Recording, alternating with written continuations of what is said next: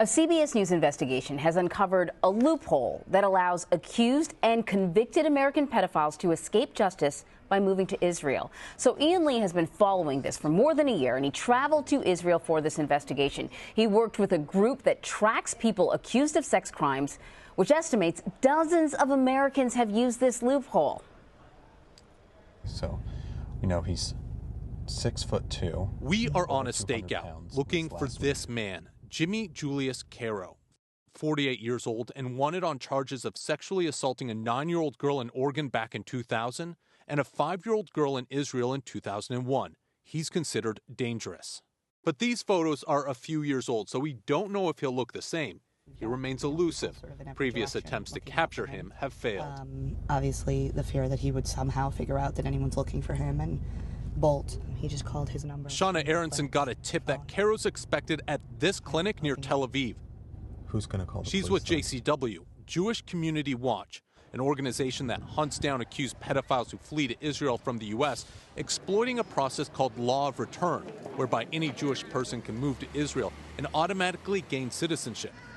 The ease with which pedophiles seem able to use this law as an escape route haunts victims like Mendy Hoff, who says he was abused from age 8 by a teacher at an Orthodox Jewish school in Los Angeles. So your classroom is right here. How does it feel being back? I was very anxious and, stressed coming back here. A lot of memories coming through my mind. Memories of his alleged abuser, Mordechai Yom Tov, who taught him Hebrew studies when he was just 8 years old. So in the beginning, he would just rub me outside of my pants, and then I would say about 3 to 4 months later, he started going in.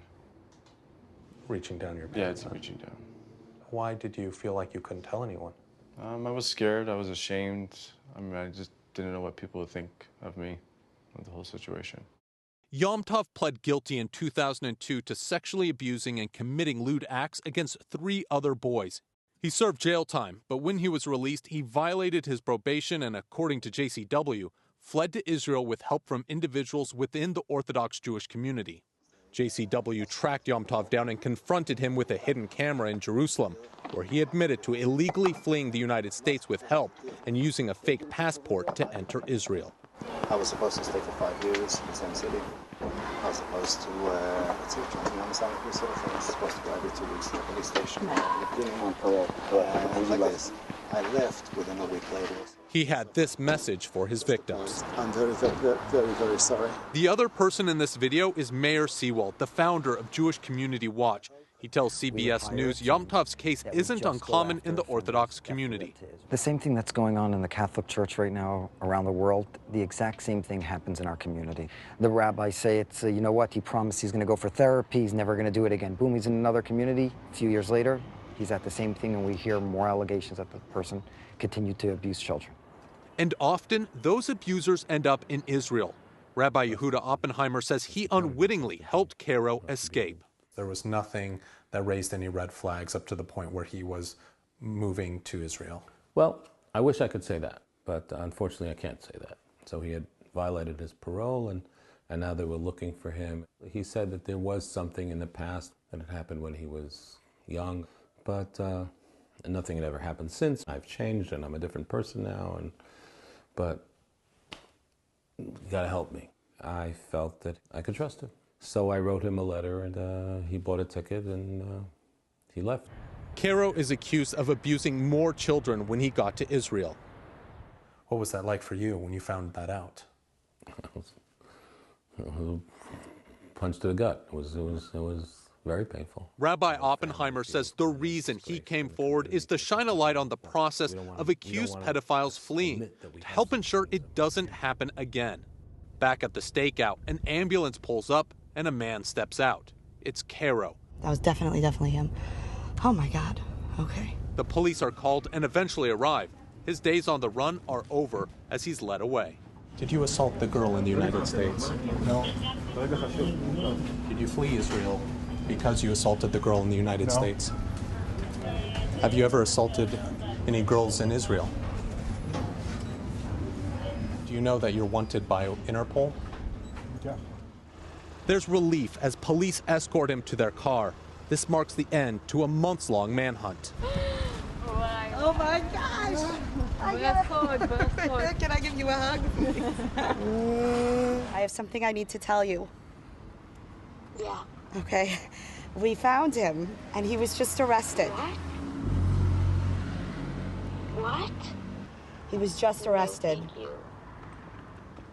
Wow. Oh my gosh. Amuna, not her real name, is the person on the other end of the line. She was a little girl when Cairo entered her life. I was 4 or 5 years old. My mother was on bed rest. My father's a rabbi, so he wasn't really home. He used to come to our house. We used to play games, and then it became sexual. I'm going to give you a cookie because you do it so nicely. It's all about the cookie. It's all about lying, and it's all about being so evil to a little child. He also threatened me he would kill my parents, he would choke me, he would hurt me, he would kidnap me. How did that affect you? A lot. Yeah. It affected my whole life. My whole life is around this sexual abuse and rape. Yeah. Amuna turned to therapy and art to help deal with the trauma. This is in my bedroom and my inspiration. She paints and writes poetry, but she's still angry that it was allowed to happen in the first place.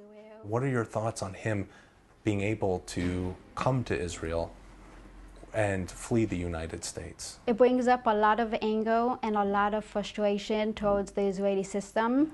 Shauna says the failure begins in the U.S. Why would someone want to help one of these pedophiles escape? Oftentimes there's some sort of community incentive. Either somebody owes them a favor, or someone in the community, let's say an institution, has covered up for them in the past, and they know that if this goes to court, there's a lot of civil liability coming down the line, you know, and it's going to cost a lot of money to a lot of people, and nobody wants to deal with that.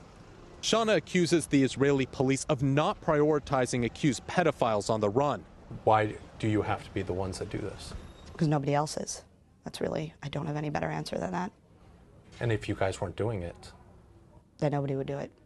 Israeli police told CBS News that, quote, the police coordinate closely with the Ministry of Justice and worldwide police organizations in order to find suspects overseas.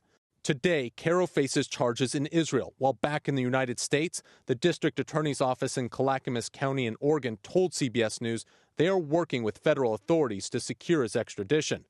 But Mordechai Yomtov remains at large. The district attorney here in Los Angeles told us they have not requested Yomtov's extradition and that they had no other comment.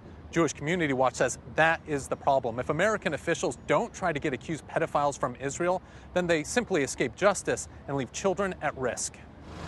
The U.S. Department of Justice declined to comment on specific cases, but praised their relationship with Israel's law enforcement, adding sex offenders have been successfully extradited in the past. Days after Cairo's arrest, Amuna confronted him at an Israeli police station. I was scared. It was good. It was good to confront him. It was important for me to have that closure in my life. The healing process will continue for Amuna, but for many like Mendy, the lack of justice means the pain continues.